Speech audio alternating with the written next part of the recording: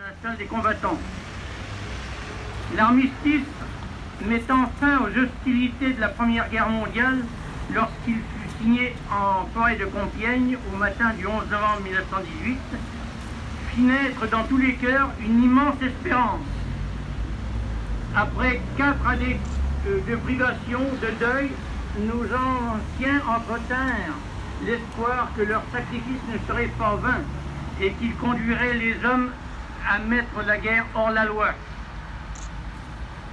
Hélas, 101 ans après, force est de constater que, bien loin de disparaître, la guerre n'a cessé de répandre dans le monde son douloureux cortège de cruauté et de souffrance. À l'horreur même des combats, la Seconde Guerre mondiale est venue ajouter une dimension nouvelle, celle de la négation systématique de la dignité de l'homme et de la violation de ses droits les plus élémentaires. Plus près de nous, les guerres d'Indochine et d'Algérie, puis les affrontements de toute nature et souvent fratricides, voire religieux, ont banalisé dans l'ensemble du monde les actions de violence, d'injustice et de haine. Cependant, chaque fois que la France, impliquée dans un de ces conflits, a demandé à ses fils de se dresser pour défendre ses intérêts légitimes, ceux-ci ont répondu présent, trop souvent, hélas, au prix du sacrifice de leur vie. Aussi, depuis 2012, nous associons au souvenir des poilus de 14-18 celui des combattants de toutes les guerres qui ont donné leur vie pour que nous restions libres. Aujourd'hui, il est de mise de dire plus jamais ça. Pourtant, le sacrifice de ces hommes nous enclin à la vigilance. L'ennemi n'est plus dissimulé derrière la ligne bleue des Vosges, mais d'autres menaces plus insidieuses et tout aussi dangereuses nous guettent. Soyons unis, résolus et forts pour que vive la France.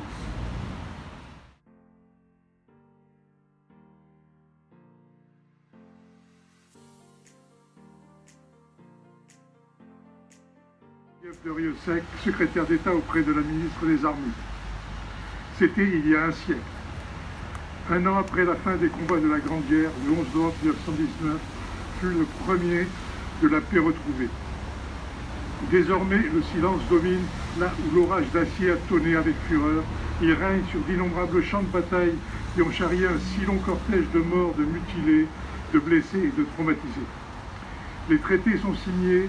L'allégresse de la victoire s'est déployée dans une ampleur incomparable le 14 juillet 1919. L'état de siège vient d'être levé, la vie sociale et politique reprend ses droits, la démobilisation poursuit sa lente progression. Les poilus retrouvent leur foyer, leur famille et leur commune. Ils découvrent une ville bouleversée, une France transformée par une épreuve de 4 années et par de profondes séquelles. Partout, le pays est traversé par la sourde évidence que rien ne sera plus jamais comme avant, que le retour à l'avant-guerre est impossible. C'était il y a 100 ans, une nouvelle page s'ouvrait, celle du souvenir, de la mémoire et de l'hommage. Depuis, inlassablement, les Français sont fidèles à cet anniversaire. En ce jour, dans les nécropoles, devant les monuments aux morts, sur les places de nos villes et de nos villages, toutes les générations, unies et solidaires, se rassemblent et se recueillent. La nation se souvient de ceux qui se sont battus pour elle entre 1914 et 1918. Elle n'oublie pas ses enfants tombés au champ d'honneur sur tous les fronts d'Orient et d'Occident. Elle n'oublie pas le sang versé par les soldats venus d'Afrique, d'Asie, du Pacifique et d'Amérique. Elle salue toutes les nations alliées qui ont partagé le même combat. Les noms gravés sur nos monuments aux morts nous rappellent constamment les valeurs d'honneur, de courage, de dévouement et de bravoure. Depuis 2012, chaque 11 novembre est l'occasion d'honorer toutes les filles et les fils de France qui, dans tous les conflits, comme hier comme aujourd'hui, ont accompli leur devoir jusqu'au don suprême.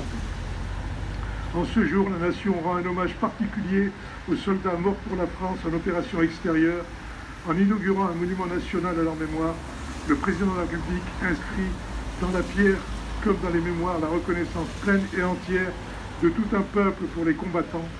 Au lieu de la mémoire nationale, ce monument aux morts pour la France en opération extérieure est aussi un rappel. La préservation de notre indépendance, de notre liberté, de nos valeurs repose sur ceux qui ont donné leur vie pour les défendre. Et cette année, nous aurons une pensée toute particulière pour les morts pour la France le 11 novembre 2019. Premier maître Albert Bertoncello, commando Hubert, mort pour la France au Burkina Faso le 10 mai 2019. Premier maître Cédric de Pierrepont, commando Hubert, mort pour la France au Burkina Faso le 10 mai 2019. Médecin principal Marc Lécuras, 14e centre médical des armées, mort pour la France au Mali, 2 avril 2019. Brigadier Édouard Coutier, 501e régiment de chars de combat, mort pour la France à Rouen, France, le 21 mai 2019 des suites de blessures reçues au Liban. Brigadier chef Ronan Pointeau, 1er régiment de Spahis, mort pour la France au Mali le 2 novembre 2019. Et ensuite pensez pour eux.